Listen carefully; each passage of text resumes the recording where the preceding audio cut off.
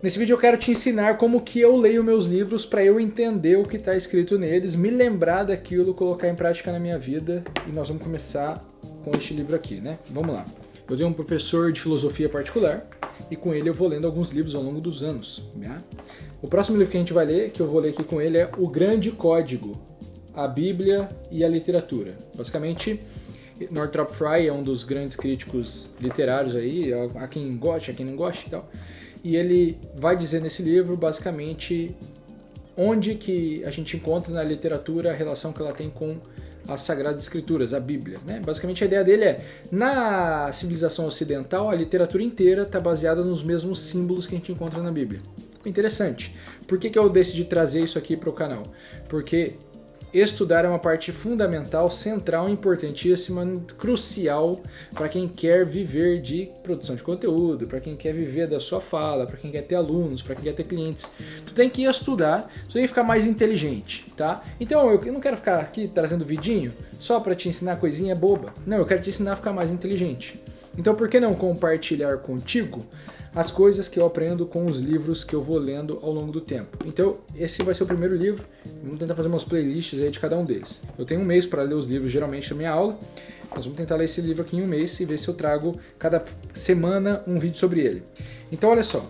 Toda vez que eu pego um livro na mão, a primeira coisa que eu faço, eu vou no sumário. Beleza? Eu vou lá no sumário. Tá aqui o sumário do livro, ó. Tá vendo aí que bonito? Sumário. Eu vou lá no sumário e eu vou ver o que tem em cada capítulo. Por exemplo, nesse livro aqui nós temos duas partes, o livro é dividido em duas partes. A primeira parte é a ordem das palavras, a segunda a ordem dos tipos. Em cada parte temos 4 capítulos.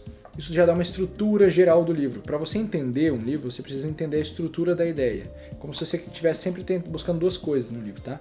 Entender o todo e entender as partes. Só para você entender a relação entre essas coisas, né?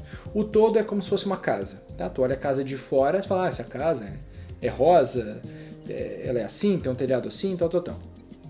E as partes são os cômodos da casa. Então, tem aqui a cozinha, tem aqui a sala, tem aqui o quarto.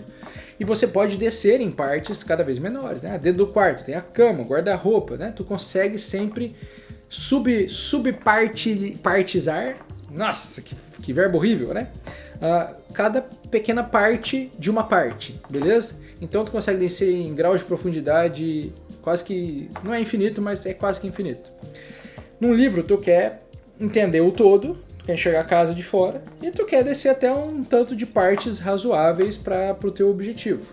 Isso nos leva a um segundo ponto que deveria ser anterior a esse. Por que eu estou lendo um livro? Então eu estou lendo este livro porque o meu professor de filosofia me disse para ler este livro. E ele me explicou a razão de ler esse livro. Então, com esse livro você vai entender o que na literatura tem relação com a Bíblia e isso vai te ajudar a entender todas as literaturas, porque tudo que é da literatura ocidental, de alguma forma, veio depois do cristianismo e, portanto, tem alguma relação com a Bíblia, simbolicamente, entendeu? Mesmo do cara ateu, coisa e tal. E isso é útil para a minha inteligência, porque conforme eu vou estudando todos os materiais, tudo que foi produzido na civilização ocidental, tem alguma relação com o cristianismo. Porque é assim que a gente foi educado, é isso que está na cultura, entendeu? Então, o objetivo do livro importa muito para você saber até que nível de profundidade você desce na compreensão desse livro, tá? Então, a primeira coisa que eu faço é, objetivo, ler o sumário. Do sumário, depende do livro, não é em todos que eu faço isso, tá? Do sumário, eu vou olhar algum capítulo que me chamou mais atenção. Esse capítulo aqui me chamou atenção, deixa eu dar uma lida nele, bem rapidinho, pulando coisas, tá? Eu vou lá no capítulo e vou pulando coisas desse capítulo, né? Porque ele chamou atenção. Então, sei lá, capítulo 5 me chamou atenção. Eu vou para eu ganhar um primeiro mapa da linguagem do livro, da dificuldade que ele vai me apresentar. E isso me ajuda a me situar. É como se você fosse sair de carro. E é diferente você sair de carro de dia e de noite, você sair de carro numa estrada, num asfalto perfeito, numa estrada de pedra, numa estrada de lama. Então, quando você dá essa primeira lidinha em algum capítulo, é como se você iluminasse a estrada. Pum, iluminei. Agora eu sei se essa estrada tem mais curvas, se ela tem lama, se ela é um asfalto bom. Tu ganha uma primeira noção. Isso te prepara para a leitura, isso prepara, vamos dizer assim, o teu estado de espírito para essa leitura. Às vezes eu faço isso, às vezes não, tá? Mas o que eu sempre faço? Eu sempre leio o prefácio. Sempre. Ó, por exemplo, esse prefácio está na página 7 e logo na página 9 tem a introdução. O livro só começa mesmo na página 29. prefácio e introdução são imprescindíveis. Geralmente só ali você já entende se você não deveria estar lendo um livro.